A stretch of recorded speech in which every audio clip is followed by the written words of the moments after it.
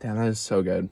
I'm like, I feel like bad because I'm like, the amount of caffeine, this is gonna be like Facebook mom moment, but like the amount of caffeine I digest, it's gotta be bad for you. Okay. Let's get on with the video. Okay, the video title of today is gonna be Kill the Part of You That Cringes. And you know what? That is definitely some Facebook mom, like 100%. That's some Facebook mom lingo. But you know what? But you know what? There's nothing. But you know what? I think that's actually like key in this world right now. Ethel Kane kind of talked about this. The mill. Okay. Ethel Kane talked about this about how like loving things and like being obsessed with things or just being really passionate about things is now like kind of viewed through like a cringe lens. And yeah, like there's definitely obviously, I feel like that's such a thing about the internet. We always have to be like, well, obviously there's like exceptions. Obviously, that is life. There is exceptions. Some things are definitely cringe. Even that word is cringe. Some things are definitely cheese factor.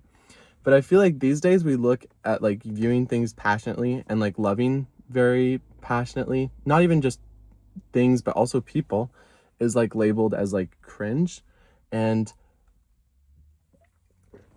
I think that like if you want to succeed at something that you love, like you're kind of gonna have to be viewed as like cringe, because even if you like start that YouTube channel, you start that Instagram series, if you start anything, that is why, like, as bad as like whenever I see anyone I know start like an Instagram page or like any sort of small YouTube channel or whatever, like any sort of little like just like social media hustle, like I will always support them and always give them like my they will always get my heart and and support, because I think that like we're so scared to be like viewed as like cringe or cheesy that like it holds us back from doing things that we love, which is like not to say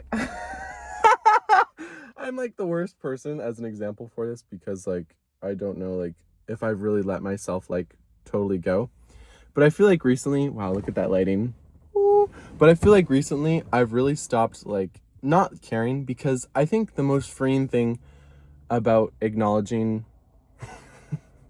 okay, let me rephrase that. The most freeing thing for me has been that I actually do care very deeply what people think. Like, I think if you ignore that, you're obviously just going to care more. Like, the people who are like, just don't care. Like, I care very deeply about what people think. But in the end, like, I have to give that up. Does that make more sense? It's not about, like, me being like, I don't care what these people think. Like, I'll do what I want. I'll start my own YouTube channel. It's about acknowledging that I actually do care very deeply about what people think.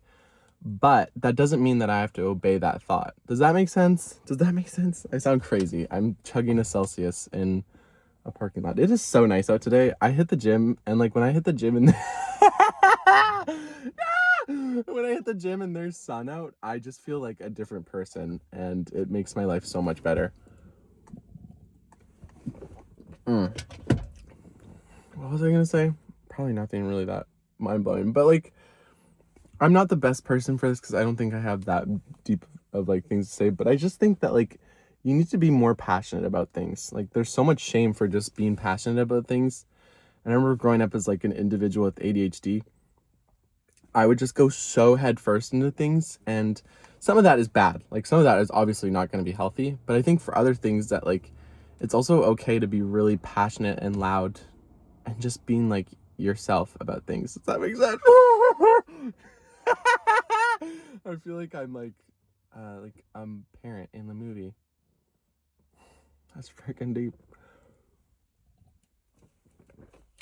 But like these people who are successful as well. I know this is on so many Instagram reels where it's like, people who thought it was cringe, they're successful now. But it's true. Like you're not, like if you don't give it a shot, why not just give it a shot? Like if it fails and you can grow. But like, how can you like, if you,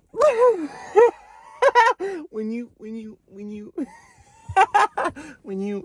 I'm more of a comedian, not really like a philosopher, but like if you get to the end of your life and like you see all these opportunities where you could have given it a shot and you did it, sorry, like aren't you gonna feel like sad? Or I think the shame that you would feel at the end of your life I can't deliver this seriously.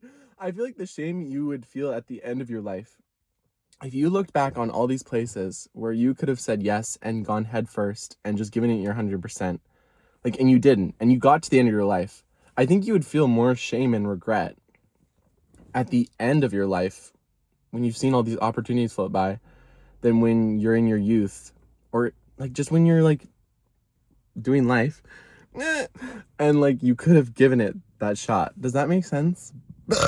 Sorry. I'm like, again, really, I feel really odd. I feel really dumb right now. I'm feeling the part that cringes because I look like a frat boy today. I look like a frat boy. And then once I open my mouth, hi guys, what's up? But I just say, go for it. Why not just say yes and do that thing that you love so much instead of just holding yourself back forever?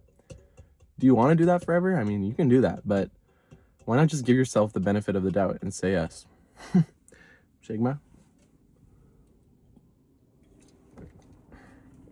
Anyways, this Celsius is bomb, and I'm feeling very good right now, and I have work later, which is whatever, but anyways, I hope you guys have an amazing rest of your day, and bless y'all.